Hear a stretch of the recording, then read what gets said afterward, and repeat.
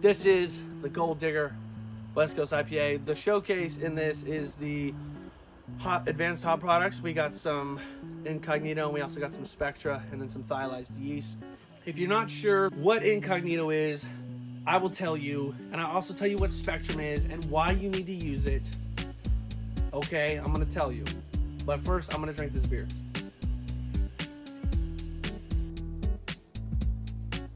All right, guys, let's go ahead and get into the specifics of the recipe. To start, this will be a 5-gallon batch. For the grain bill, we're going to be looking at 66.7% Pilsner malt and 33.3% flaked corn. I know this isn't the traditional West Coast IPA grain bill, more of a cold IPA, so I'm not really sure what you would want to call it. I guess it could just be an IPA. Moving on to the hop schedule. So we're going to be using a 60-minute boil, and we're going to be using 1 ounce of El Dorado. And then for the whirlpool, we'll be using the 1 ounce Mosaic, 1 ounce Simcoe, and then we'll be using 20 grams of Incognito. And if you're not sure what Incognito is, it is a 100% all-natural, full-spectrum hop product crafted to deliver highly concentrated flavor while maximizing brewing efficiency and reducing process loss.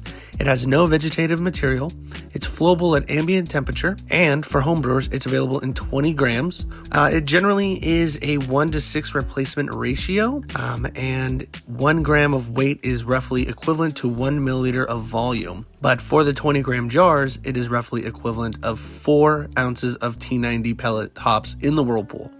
So just something to keep in mind. I definitely love using the Incognito. And then we'll move on down to the dry hop.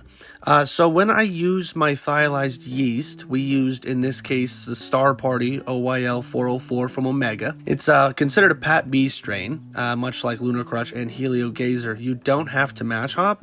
Omega yeast has found that there's really no effect in mash hopping because the Pat B strains already produce immense thiols on their own. But what I like to do when I use my thiolized yeast is I like to pitch my Spectrum right alongside the yeast pitch. So for that, we went 20 grams of El Dorado Spectrum. And what El Dorado Spectrum is it is essentially the cold side Incognito. So Spectrum is a fully dispersible liquid hop product that delivers full true to type dry hop characteristics.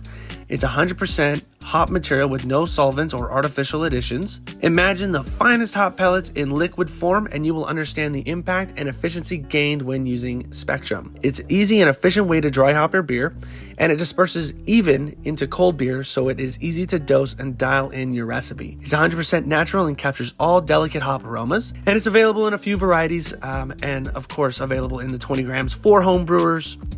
It is 100% hops in liquid form, and it carries with no carriers or synthetic solvents. So it is 100% just hops, baby.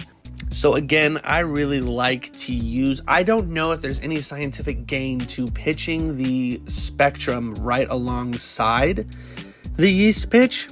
Typically you can do it after fermentation, like on day 7 or whatever. You can, mix it in with just water, but I like to mix it in with some cooled wort and pour right in, and then pitch the yeast right on top. And then for the dry hop schedule, we dry hopped 1 ounce of El Dorado and 1 ounce of Simcoe on day 7. So we fermented it at 68 to 70 degrees for 7 days. Day 7, we dropped the temperature down to 40 degrees, and then we dry hopped that for 3 days. Cold crashed it down to 32 degrees for 3 days, and then we kegged it up at 36 degrees for 14 days. And then we also mashed it at 150 degrees for 60 minutes. And that is essentially the brew day for this video. Getting some nice creamy foam on top. Not so clear yellow body, but that's all right. We weren't really going for the clarity in this one. Get out of here, bug. We were just kind of making a nice advanced hop product, hoppy beer with some nice bitterness. Really wanted to try it in the new Billy's Tavern beer glasses, so stoked for that. So let's go ahead and give it a piney aroma. Smells so good. I get a little hint of that dankness.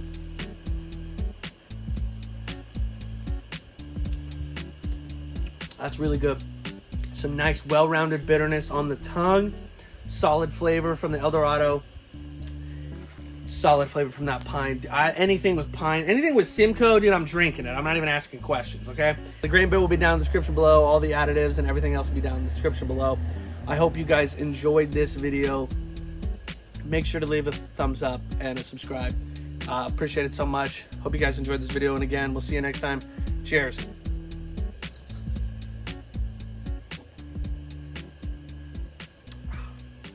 That's good. That's good.